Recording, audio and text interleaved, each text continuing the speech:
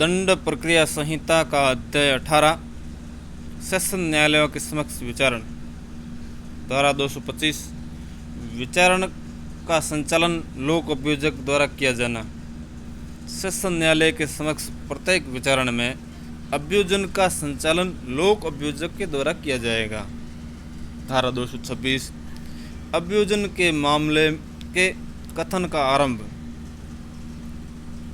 जब अभियुक्त धारा 209 के अधीन मामले की सुपुर्दगी के अनुसरण में न्यायालय के समक्ष हाजिर होता है या लाया जाता है, तब अभियोजन अपने मामले का कथन अभियुक्त के विरुद्ध लगाए गए आरोपों का वर्णन करते हुए ये बताते हुए आरंभ करेगा कि वह अभियुक्त के दोष को किस साक्ष्य से साबित करने की प्रस्तावना करता है।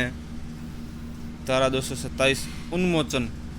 यदि मामले के अभिलेख उसके साथ दी गई दस्तावेजों पर विचार कर लेने पर इस निमित्त अभियुक्त और अभियोजन के निवेदन की सुनवाई कर लेने के पश्चात न्यायाधीश यह समझता है कि अभियुक्त के विरुद्ध कार्रवाई करने के लिए पर्याप्त आधार नहीं है, तो वह अभियुक्त को उन्मोचित कर देगा और ऐसा करने के अपने कारणों को लेखबद्ध करेगा। आरोप विरचित करना। यदि पूर्वोक्त रूप से विचार और सुनवाई के पश्चात न्यायाधीश की राय है कि ऐसी उपधारणा करने का आधार है कि अभियुक्त ने ऐसा अपराध किया है जो कि अन्य सेशन न्यायालय द्वारा विचारणीय नहीं है, तो वह अभियुक्त के विरुद्ध आरोप विरचित कर सकता है और आदेश द्वारा मामले की विचारण के लिए मुख्य न्यायिक मजिस्ट्रेट को अंतरित कर सकता है, या कोई अन्य प्रथम वर्ग न्यायिक मजिस्ट्रेट ऐसी तारीख को जो वो ठीक समझे अभियुक्त की यथास्थिति मुख्य न्यायिक मजिस्ट्रेट या प्रथम वर्ग न्यायिक मजिस्ट्रेट के समक्ष हाजिर होने का निर्देश दे सकेगा, और तब ऐसा मजिस्ट्रेट उस मामले का विचारण पुलिस रिपोर्ट पर संस्थित वारंट मामलों के विचारण के लिए प्रक्रिया के अनुसार करेगा। अन्यन उस न्यायालय द्वारा विचारणीय है, तो वह अभियुक्त के विरुद्ध आरोप लिखित रूप में विरचित करेगा। जहां न्यायाधीश उपधारा 1 के खंड ख के अधीन कोई आरोप विरचित करता है, वहां वह आरोप अभियुक्त को पढ़कर सुनाया और समझाया जाएगा। अभियुक्त से ये पूछा जाएगा क्या वह उस अपराध का जिसका आरोप लगाया गया है दोषी होने की अभिवचन करता है या विचारण के लिए किए जाने का दावा करता है। धारा 229 दोषी होने का के अभिवचन। यदि अभियुक्त दोषी होने का अभिवचन करता है तो न्यायाधीश उस अभिवाक को लेखबद्ध करेगा और उसके आधार पर उसे स्वविवेक के अनुसार दोष सिद्ध कर सकता है। धारा 230 अभियोजन साक्ष्य के लिए तारीख। यदि अभियुक्त अभिवचन करने से इनकार करता है या अभिवचन नहीं करता है या विचारण किए जाने का दावा करता है, तो धारा 229 के अधीन सिद्ध दोष नहीं किया जाता है, तो न्यायाधीश साक्ष्यों की परीक्षा करने के लिए तारीख नियुक्त करेगा और अभियोजन के आवेदन पर किसी साक्षी को हाजिर होने या कोई दस्तावेज या अन्य चीज़ पेश करने को विवश करने के लिए कोई आदेशिका जारी कर सकता है। धारा 231 अभियोजन के लिए साक्ष्य। ऐसे नियत तारीख पर न्यायाधीश ऐसा सब साक्ष्य लेने के लिए अग्रसर होगा जो अभियोजन के समर्थन में पेश किया जाए। न्यायाधीश स्वविवेकानुसार किसी साक्षी की प्रति परीक्षा तब तक के लिए जब तक किसी अन्य साक्षी या साक्ष्यों की परीक्षा न कर ली जाए आस्थगित करने की अनुज्ञा दे सकता है, या किसी साक्षी को अतिरिक्त प्रति परीक्षा के लिए पुनः बुला सकता है। धारा 232 दोष मुक्ति। यदि संबद्ध विषय के बारे में अभियोजन का साक्ष्य लेने, अभियुक्त की परीक्षा करने और अभियोजन और प्रति परीक्षा के सुनने के पश्चात न्यायाधीश का ये विचार है कि इस बात का साक्ष्य नहीं है कि अभियुक्त ने अपराध किया है, तो न्यायाधीश दोष मुक्ति का आदेश अभिलिखित करेगा। 233 प्रतिरक्षा आरंभ करना। जहां अभियुक्त धारा 232 के अधीन दोष मुक्त नहीं किया जाता, वहां उससे अपेक्षा की जाएगी कि अपनी प्रतिरक्षा आरंभ करे, कोई भी साक्ष्य जो उसके समर्थन में उसके पास हो पेश करे। यदि अभियुक्त कोई लिखित कथन देता है तो न्यायाधीश उसे अभिलेख में फाइल करेगा।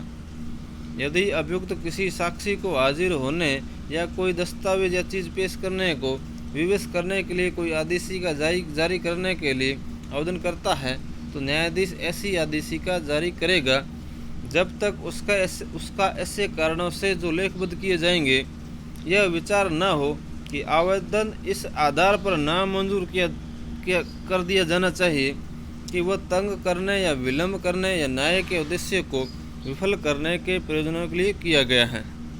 धारा 234 बहस। जब प्रति परीक्षा के साक्ष्यों की यदि कोई हो परीक्षा समाप्त हो जाती है तो अभियोजन अपने मामले का उपसंहार करेगा और अभियुक्त या उसका प्लीडर उत्तर देने का हकदार होगा। परंतु जहां अभियुक्त या उसका प्लीडर कोई विधि प्रश्न उठाता है वहां अभियोजन न्यायाधीश की अनुज्ञा से ऐसे विधि प्रश्नों पर अपना निवेदन कर सकता है। 235 दोष मुक्ति या दोष सिद्धि का निर्णय। बहस और विधि प्रश्न यदि कोई हो सुनने के पश्चात न्यायाधीश मामले में निर्णय देगा। यदि अभियुक्त दोष सिद्ध किया जाता है तो न्यायाधीश उस दशा के सिवाय जिसमें वह धारा 360 के उपबंधों के अनुसार कार्रवाई करता है दंड के प्रश्न पर अभियुक्त को सुनेगा, तब विधि के अनुसार उसके बारे में दंडादेश देगा। 236 पूर्व दोषसिद्धि। ऐसे मामले में जिनमें धारा 211 उपधारा 7 के उपबंधों के अधीन पूर्व दोषसिद्धि का आरोप लगाया गया है और अभियुक्त यह स्वीकार नहीं करता कि आरोप में किए गए अभिकथन के अनुसार उसे पहले दोष सिद्ध किया गया था, न्यायाधीश उस उक्त अभियुक्त को धारा 229 या धारा 235 के अधीन दोष सिद्धि करने के पश्चात अभिकथित पूर्व दोष सिद्धि के बारे में साक्ष्य ले सकेगा, उस पर निष्कर्ष अभिलिखित करेगा। परंतु जब तक अभियुक्त धारा 229 या धारा 235 के अधीन दोष सिद्ध नहीं कर दिया जाता तब तक न तो ऐसा आरोप न्यायाधीश द्वारा पढ़कर सुनाया जाएगा, न अभियुक्त से उस पर अभिवचन करने को कहा जाएगा, न पूर्व दोषसिद्धि का निर्देश अभियोजन द्वारा उसके द्वारा दिए गए किसी साक्ष्य में दिया जाएगा।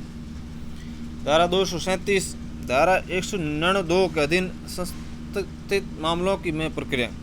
धारा 199 की उपधारा 2 के अधीन अपराध का संज्ञान करने वाले सेशन न्यायालय मामले का विचारण मजिस्ट्रेट के न्यायालय के समक्ष पुलिस रिपोर्ट से भिन्न आधार पर संस्थित किए गए वारंट मामलों के विचारण की प्रक्रिया के अनुसार करेगा। परंतु जब तक सेशन न्यायालय उन कारणों से जो लेखबद्ध किए जाएंगे अन्यथा निर्देश नहीं देगा कि उस व्यक्ति की जिसके विरुद्ध अपराध का किया जाना अभिकथित है अभियोजन के साक्षी के रूप में परीक्षा की जाएगी। यदि विचारण के दौरान पक्षकारों में से कोई ऐसी वांछा करता है कि यदि न्यायालय ऐसा करना ठीक समझता है तो इस धारा के अधीन प्रत्येक विचारण बंद कमरे में किया जाएगा।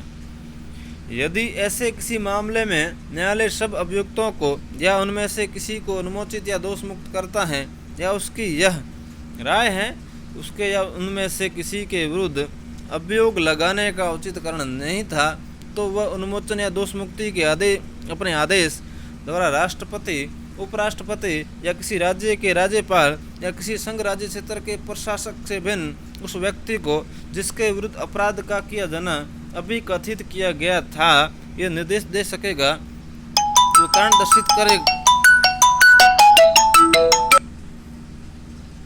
दर्शित करे कि वह अभियुक्त को या जब ऐसे अभियुक्त एक से अधिक है तब उनमें से प्रत्येक को किसी को प्रतिकर क्यों न दे। न्यायालय इस प्रकार निर्दिष्ट व्यक्ति द्वारा दर्शित किसी कारण को लेखबद्ध करेगा, उस पर विचार करेगा। यदि उसका समाधान हो जाता है कि अभियोग लगाने का कोई उचित कारण नहीं था तो वह 1000 रुपये से अनधिक इतनी रकम का जितनी वह अवधारित करे प्रतिकर उस व्यक्ति द्वारा अभियुक्त को उनमें से प्रत्येक को या किसी को दिए जाने का आदेश उन कारणों से जो लेखबद्ध किए जाएंगे दे सकेगा। उपधारा 4 के अधीन अधिनिर्णित प्रतिकर ऐसे वसूल किया जाएगा मानो वह मजिस्ट्रेट द्वारा अधिरोपित किया गया जुर्माना हो।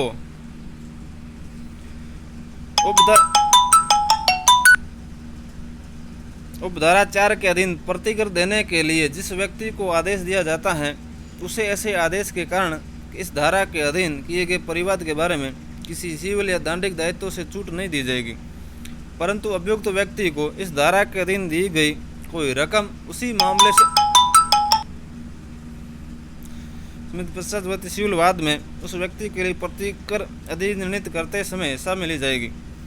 उपधारा 4 के अधीन प्रतिकर देने के लिए जिस व्यक्ति को आदेश दिया जाता है वो आदेश की अपील जहाँ तक वो प्रतिकर संदाय के संबंध में है उच्च न्यायालय में कर सकता है।